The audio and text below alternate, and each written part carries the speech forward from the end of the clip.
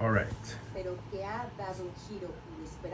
A secret, but that has been unexpected, turned the case of Ismael Zambada Garcia alias Mayo Zambada, the Himanoc leader of the cartel of Sinaloa, which, as I have already mentioned, is the most powerful drug trafficker organization in the country. Since he was arrested in El Paso, Texas, Mayo and his lawyers had forcefully refused to allow the Department of Justice to transfer him to to New York.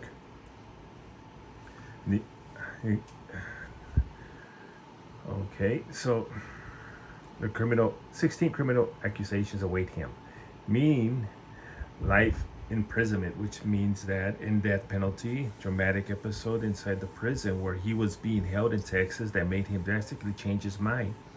If his arrest in the United States did not make him understand his new reality, he understood it during his days in prison, locked up there, far from the power and total immunity that he enjoyed during the more than 5 decades of criminal career. The former godfather, the boss of bosses, a vulnerable and sick old boss, was reduced to a new dimension, defeated. His overconfidence and a chain of betrayals that he himself started decades ago.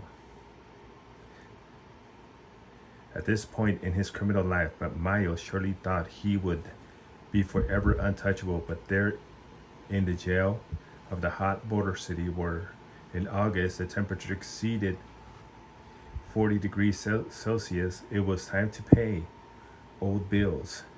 In West Texas, where Mayo is imprisoned,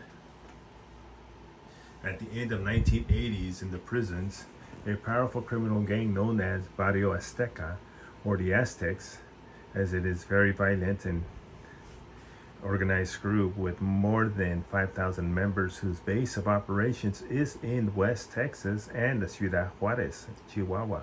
Over the years, they have expanded to various local prisons and federal authorities. In the United States and Mexico, according to reports from the United States Department of Justice and criminal records that I consulted, the Aztecs are united by a rule of brotherhood that whoever breaks it pays with their life. They are dedicated to drug trafficking, arms trafficking, money laundering, money extortions, and kidnappings.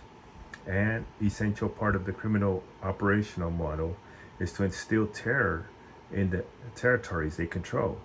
In 2008, the powerful and violent Aztecs joined a group of hitmen called La Linea, which was armed wing of the Juarez cartel at the time. Then El Mayo Zambada and his partner Joaquin El Chapo, the father of the Chapitos, for decades, and have been partners and friends of the Juarez cartel. Even Vicente Carrillo Fuentes, who at that time was the leader of the organization, had so much respect for Zambada that he called him Godfather. And in the year 2008, unleashed a war between the Sinaloa cartel wanted to take over the Ciudad Juarez because it is a strategic point for drug trafficking from Mexico to the United States and weapons money from the United States to Mexico. Mayo and Chapo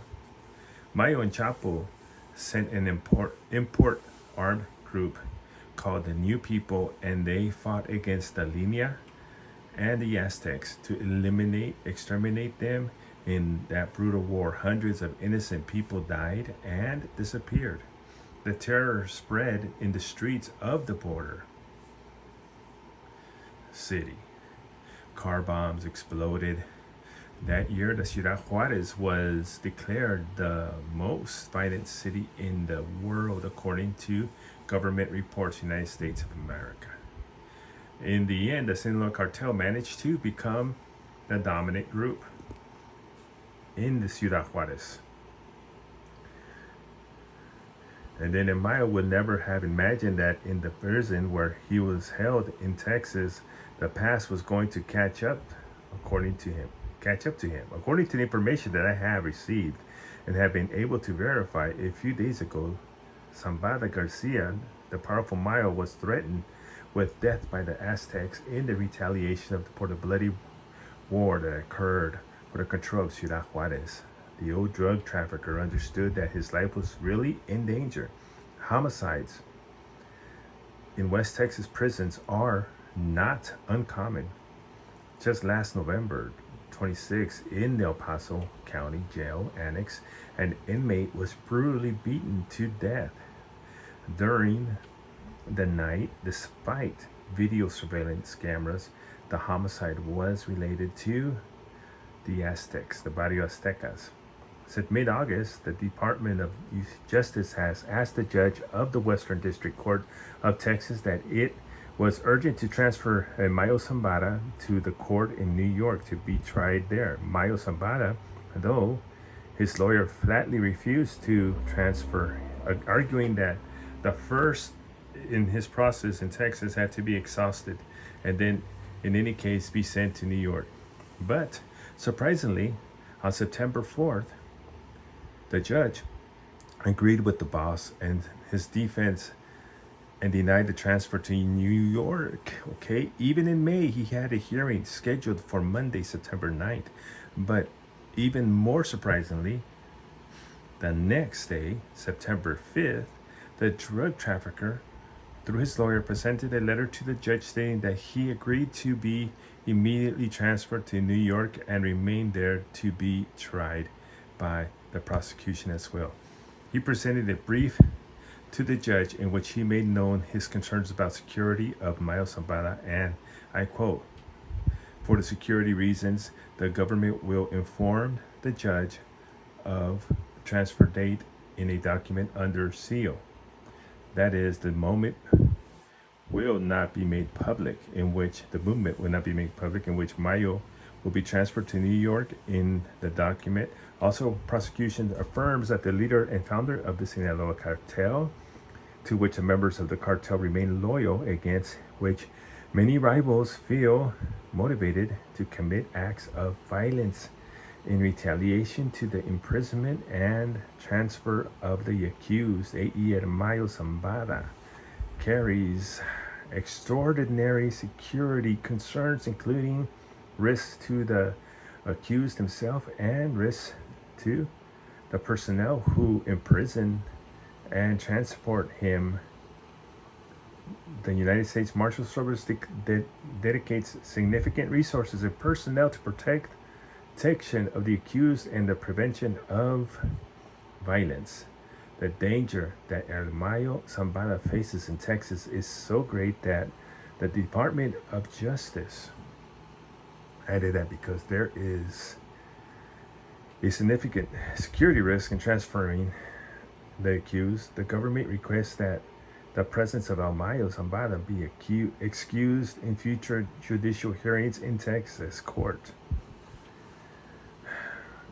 These extreme security measures are taken by the United States Department of Justice are concentrated with the exclusive information that I have received that Mayo Zambada received a death threat from the Aztecs, Barrio Azteca, in the prison from Texas. And that is why he has finally accepted a transfer to New York, and it's precisely in this context of the death threat of the Aztecs to Mayo that in July, finally, unfortunately, the war of the Chapitos against Zambada has broken out in an open, violent.